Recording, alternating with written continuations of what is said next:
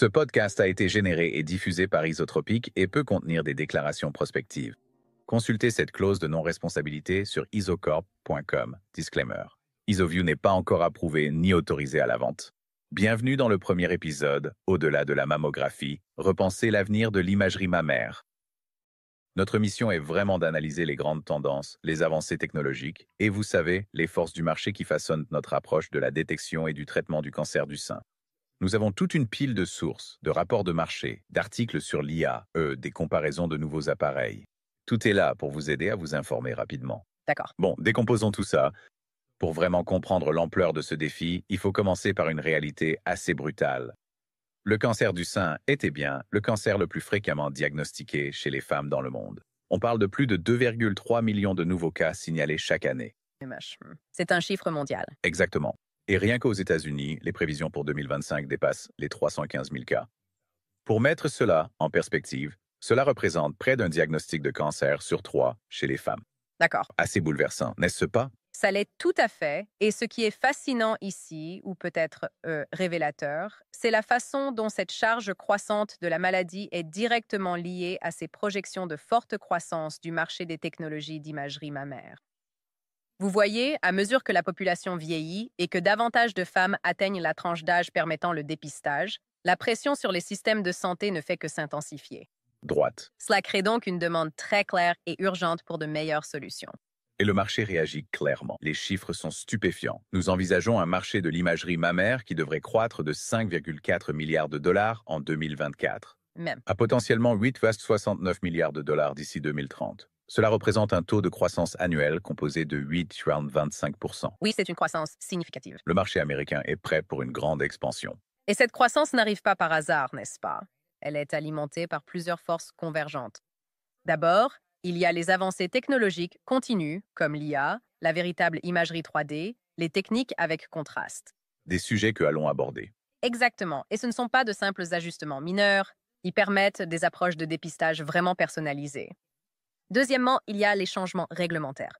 Ils jouent un rôle énorme. Comme les lois sur la notification de la densité mammaire. Précisément. Le mandat de la FDA oblige les prestataires à informer les patients sur la densité mammaire, c'est essentiel. Et de plus en plus d'États, je pense que c'est plus de 15 maintenant, qui exigent une couverture d'assurance pour un dépistage supplémentaire. Ce qui signifie que davantage de femmes obtiennent réellement l'information et l'accès dont elles ont besoin. Droite, cela donne du pouvoir aux patients. D'accord, meilleure technologie, meilleur soutien réglementaire. Ouais, Qu'en est-il des patients eux-mêmes? Leurs besoins sont-ils également à l'origine de cette situation? absolument. C'est la troisième force majeure, le besoin pur du patient. Il y a une demande croissante pour un dépistage plus personnalisé, plus efficace en particulier, et cela est essentiel pour plus de 50% des femmes ayant un tissu mammaire dense. Les méthodes traditionnelles peuvent avoir des difficultés à cet égard. On entend souvent ça. Et au-delà de la simple efficacité, l'expérience du patient devient véritablement cruciale. Nous constatons une demande croissante pour des procédures non compressives, plus rapides, mais globalement plus confortables. Ce qui est logique. Si c'est plus facile, les gens sont plus susceptibles de le faire. Exactement. Un meilleur confort conduit à une meilleure observance du dépistage, ce qui constitue une victoire majeure pour la détection précoce des cancers. D'accord, vous avez donc ces demandes croissantes, ces besoins en évolution. Ça pousse vraiment à se poser des questions, non? Dans quelle mesure nos outils d'imagerie actuels arrivent-ils réellement à suivre le rythme? Peut-être qu'on devrait rapidement passer en revue les méthodes établies que les gens connaissent, peut-être. Bonne idée. Donc, la mammographie traditionnelle et la DBT, la tomosynthèse mammaire numérique, qui est en quelque sorte une mammographie 3D. Oui, elle prend plusieurs images et crée des couches. Oui, ce sont toujours les principaux outils de dépistage, mais la grande limite, c'est la sensibilité réduite dans les tissus mammaires denses.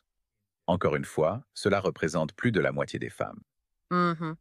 La compression et le chevauchement des tissus peuvent cacher des choses. C'est vrai, et les statistiques montrent que la mammographie seule ne détecte pas environ 20% des cancers du sein. Cela ressemble à un angle mort assez important. C'est un chiffre que nous devons vraiment améliorer? Alors, d'accord, si la mammographie pose ces problèmes, en particulier avec les tissus denses, qu'en est-il de l'échographie? Où est-ce que ça se situe?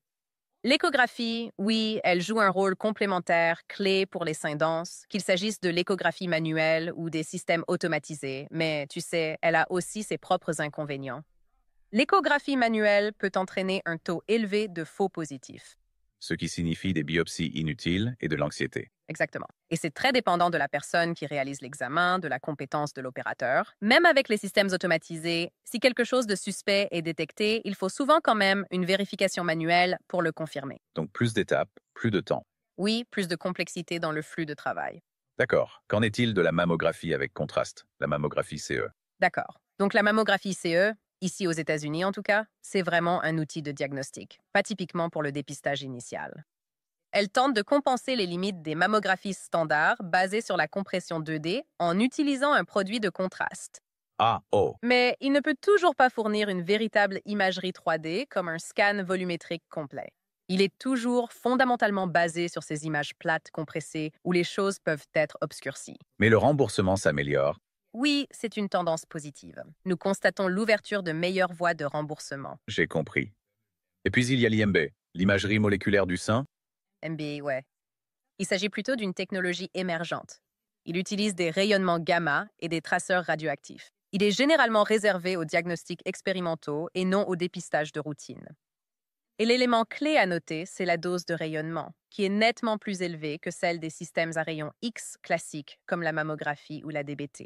D'accord, dose plus élevée, utilisation plus spécialisée. C'est exact. Et enfin, celle dont on entend souvent parler pour sa grande sensibilité, l'IRM mammaire, traditionnelle, et sa version plus rapide, l'IRM abrégé.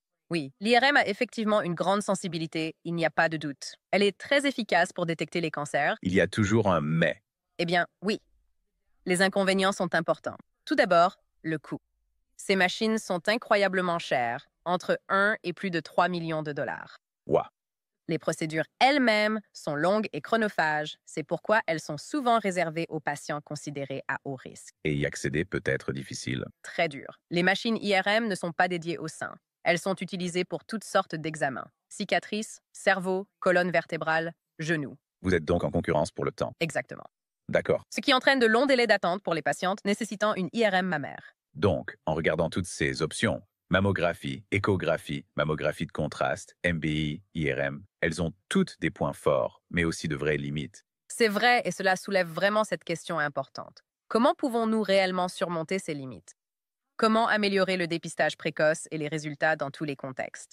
Surtout, vous savez, quand on pense aux disparités d'accès, au fait que les femmes vivant en milieu rural se présentent souvent avec un cancer du sein à un stade plus avancé. Point crucial, Cela met en évidence ce besoin urgent de solutions accessibles, peut-être même mobiles, adaptées aux zones à faibles ressources, des solutions capables de détecter le cancer plus tôt, quand il est plus facile à traiter efficacement. Selon vous, quel est le plus grand obstacle à ce niveau-là? oui, cet aspect de l'accessibilité est énorme. Il semble que de nombreux outils existants, même les plus puissants comme l'IRM, se heurtent à ces obstacles, le coût, la commodité ou ses limites techniques, comme dans le cas des seins denses. Et toute cette volonté d'améliorer la détection précoce nous conduit naturellement à un autre domaine qui est en plein essor en ce moment. Mhm, IA, intelligence artificielle en radiologie. mhm. Je veux dire, rien que depuis le début de l'année 2025, la FDA a donné son feu vert à plus d'une centaine d'algorithmes de radiologie basés sur l'IA. Ce rythme est tout simplement wow. Cela transforme véritablement le domaine. L'IA est utilisée pour, améliorer l'interprétation et réduire considérablement le temps de lecture pour les radiologues. Les aider à passer plus d'examens. Oui, améliorer l'efficacité, mais aussi standardiser le reporting, le rendre plus cohérent et même faciliter l'analyse prédictive. Pensez à intégrer les données génétiques d'un patient, ses résultats d'imagerie et ses antécédents cliniques. L'IA peut analyser tout cela ensemble. Fournir une image plus complète. Exactement. Offrant une couche de précision analytique qui peut réellement renforcer la confiance diagnostique. Il s'agit d'augmenter l'expertise du radiologue et non de la remplacer. D'accord, cela semble incroyablement puissant en termes d'efficacité et de précision. Mhm, Et cela semble être un mais important. mhm. Nous devons parler des hallucinations de l'IA, comme nous l'avons vu avec des modèles comme GPT-4o, Oui, c'est un problème connu. où l'IA peut essentiellement inventer des choses, présenter de fausses informations comme des faits et le faire de manière vraiment convaincante. Alors, qu'est-ce que cela signifie pour la confiance et la fiabilité dans un contexte médical, surtout si l'utilisateur n'est pas un expert médical? Comment éviter ce piège potentiel? Quelle est votre principale inquiétude à ce sujet? C'est une excellente question et c'est crucial. Ma principale préoccupation concerne en réalité la mise en œuvre responsable et surtout la formation de ces outils d'IA. Regardez, l'IA peut repérer des modèles bien plus rapidement que les humains, sans aucun doute. Mhm. Mais ces résultats ne sont jamais meilleurs que les données dont il a tiré des enseignements. Ce qui entre et ce qui sort. Exactement. Et le risque d'une hallucination en médecine, ou un faux positif, ou pire, un faux négatif, pourrait avoir des conséquences vraiment graves. Cela signifie simplement que nous ne pouvons absolument pas nous reposer uniquement sur l'IA sans supervision humaine. C'est vrai. Donc, la conclusion ici, c'est que ces outils doivent être développés avec une validation extrêmement rigoureuse. Nous avons besoin de transparence quant à leurs limites. Nous avons besoin de directives claires sur la façon dont ils s'intègrent dans le flux de travail clinique et, toujours, avec un professionnel de santé qualifié impliqué. Il doit s'agir d'une collaboration réfléchie, pas simplement d'une automatisation aveugle. Collaboration réfléchie, j'aime bien cette expression. Cela souligne que l'élément humain reste essentiel. Absolument indispensable. Et cela prépare parfaitement le terrain, n'est-ce pas, pour ce qui pourrait être une avancée vraiment transformatrice que nous voyons avec une technologie appelée IsoVu. Il s'agit d'un système dédié de tomodensitométrie mammaire, et il semble conçu pour combler ce fossé dont nous avons parlé, peut-être entre la DBT et l'IRM. Et il vise précisément ce qui devrait être le segment à la croissance la plus rapide du marché de l'imagerie mammaire, cette autre catégorie qui croît à, combien déjà, plus de 11% de taux de croissance annuel composé. C'est exact. 11,15%. Et oui, la véritable innovation avec IsoView, c'est que ce n'est pas simplement une machine d'imagerie de plus. Toute sa conception, sa structure de coût, tout semble pensé pour vraiment démocratiser l'accès aux diagnostics avancés, ce qui pourrait fondamentalement transformer notre approche de la détection précoce, en particulier dans ces communautés mal desservies dont nous avons parlé. D'accord, alors comment cela fonctionne-t-il? Qu'est-ce qui le rend différent? Eh bien, tout d'abord, il offre une véritable imagerie 3D. Cela signifie qu'il image le sein dans son état naturel, totalement non comprimé. Aucune compression. Aucune compression, ce qui élimine le problème de chevauchement et de distorsion des tissus que vous obtenez avec la mammographie et la DBT, choses qui réduisent souvent la sensibilité et la densité des tissus. Ok, attends. Aucune compression. Cela seul semble être une amélioration considérable de l'expérience du patient. Je pense que toute personne ayant passé une mammographie serait d'accord. Oh, absolument. L'élimination de la compression mammaire est un énorme avantage pour le confort du patient et, comme nous l'avons dit, potentiellement pour l'observance. Les gens pourraient être moins réticents à se faire dépister. Mais au-delà du confort, la qualité de l'image elle-même est essentielle. Il bénéficie d'une résolution supérieure, potentiellement jusqu'à 100 fois supérieure à celle de l'IRM. Environ 100 fois. C'est exact. C'est beaucoup. Il s'agit d'une différence significative dans le niveau de détail que vous pouvez obtenir de ces véritables données 3D. Mhm. Et les données sur les performances cliniques semblent vraiment convaincantes. Des essais réalisés au centre médical UC Davis sur la technologie de tomodensitométrie mammaire, utilisant des prototypes à des fins de recherche académique, ont montré que ces performances diagnostiques étaient comparables à celles de l'IRM mammaire lorsqu'un produit de contraste est utilisé. Donc, une puissance diagnostique similaire à celle de l'IRM, qui est souvent considérée comme la référence, mais sans la compression. Qu'en est-il du coût? Tu as parlé de démocratiser l'accès, et l'IRM est notoirement coûteuse. Oui, et c'est là que cela peut vraiment changer la donne en termes d'accessibilité. Oui. IsoVu vise un prix d'environ 500 000 $ américains. Comment cela se compare-t-il? Eh bien, comparez cela aux machines IRM qui coûtent entre 1 million et plus de 3 millions de dollars, ou même à d'autres systèmes de tomodensitométrie mammaire déjà sur le marché ou en développement, qui sont souvent proposés autour de 1,5 million de dollars américains. Donc, nettement moins cher. Exactement. Ce prix bien plus bas pourrait le rendre beaucoup plus accessible à un bien plus grand nombre de centres d'imagerie. Pensez aux hôpitaux communautaires, aux petites cliniques, à des endroits qui ne pourraient tout simplement jamais se permettre une machine IRM à plusieurs millions de dollars.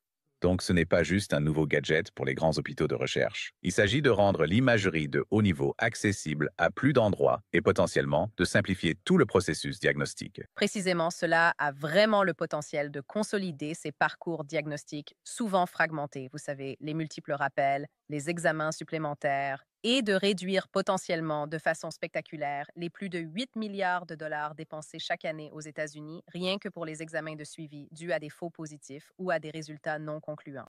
Penser aux économies, oui, mais aussi à la diminution de l'anxiété des patients liée à tous ces rappels. Exactement, et encore une fois, cette conception centrée sur le patient, sans compression, rapide, un examen sans contact qui peut améliorer l'adhésion au dépistage, ce qui, au final, est essentiel pour détecter les cancers précocement.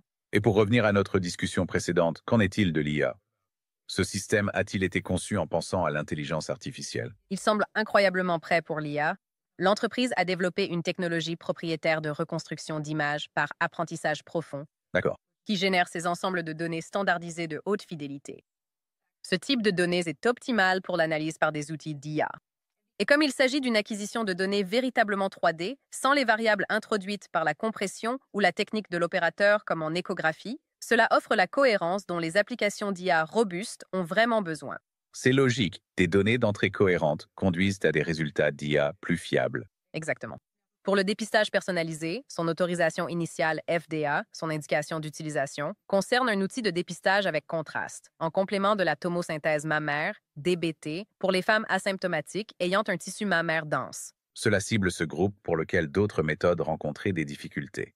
Exact. Et ce qui est vraiment unique ici, c'est qu'il détient un brevet américain pour la mesure de la densité mammaire à l'aide de la technologie de tomodensitométrie mammaire, CT mammaire. Actuellement, l'évaluation de la densité est principalement liée à la mammographie. Donc cela pourrait offrir une mesure de la densité plus objective, peut-être plus précise. Cela semble être très important pour l'évaluation personnalisée du risque. Ça pourrait l'être, oui. Cela le positionne vraiment comme plus qu'un simple appareil à usage unique, non? C'est ce qu'on dirait, plutôt comme une technologie de plateforme. Je pense que c'est la bonne façon de le voir. Il est conçu comme une plateforme évolutive. L'idée, c'est qu'il pourrait potentiellement élargir ses usages au-delà du dépistage, vers le diagnostic, le suivi du traitement, la planification chirurgicale, la médecine personnalisée. Et comment cette expansion se ferait-elle avec un nouveau matériel à chaque fois? Pas nécessairement. Beaucoup de ces utilisations potentielles à venir, ces indications supplémentaires qu'ils anticipent, environ 14 dans 5 domaines clés, pourraient être rendues possibles simplement par des mises à jour logicielles pour les centres qui adoptent la technologie tôt. Ah d'accord, donc c'est conçu pour évoluer à l'avenir. On dirait bien, et cela s'appuie sur un portefeuille de brevets stratégiquement structuré et assez solide, qui s'étend jusqu'aux années 2040, protégeant non seulement la machine elle-même, mais aussi les innovations dans la façon dont elle acquiert les images, la présentation des données, les dispositifs de sécurité liés aux radiations, et même la manière dont elle s'intègre au flux de travail de la clinique. Ça semble très complet. C'est le cas. Et tu sais, si on relie tout cela à une perspective plus large, un système comme EasoView semble parfaitement s'inscrire dans ce mouvement mondial vers des soins plus personnalisés, adaptés aux risques et centrés sur le patient. C'est un exemple clair de la façon dont les avancées technologiques peuvent réellement répondre à des besoins critiques non satisfaits, comme le dépistage efficace des seins denses, l'amélioration du confort, la gestion des coûts de manière à la fois rentable et beaucoup plus adaptée aux patients. Cela nous pousse vraiment vers une détection plus précoce et plus précise. T'as raison, on n'a pas l'impression que ce soit juste un petit pas de plus. C'est vraiment le cas. C'est vrai. Semble vraiment prêt à potentiellement définir un nouveau standard dans l'imagerie mammaire.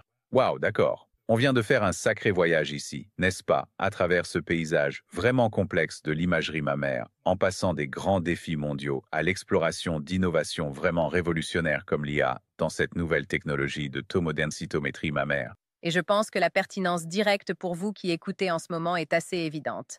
Les avancées dont nous avons parlé favorisent une détection du cancer plus précoce et plus précise. Au final, cela signifie de meilleurs résultats pour les patientes. Il s'agit de rendre les soins contre le cancer du sein plus efficaces et, espérons-le, plus accessibles que jamais auparavant. Absolument. En repensant à tout ce que nous avons évoqué, que se passe-t-il lorsque ces nouvelles solutions puissantes deviennent réellement abordables pour, disons, des centres d'imagerie communautaires disposant de moins de ressources? Qu'est-ce qui change alors? Merci d'avoir pris le temps d'en apprendre davantage sur cette technologie innovante.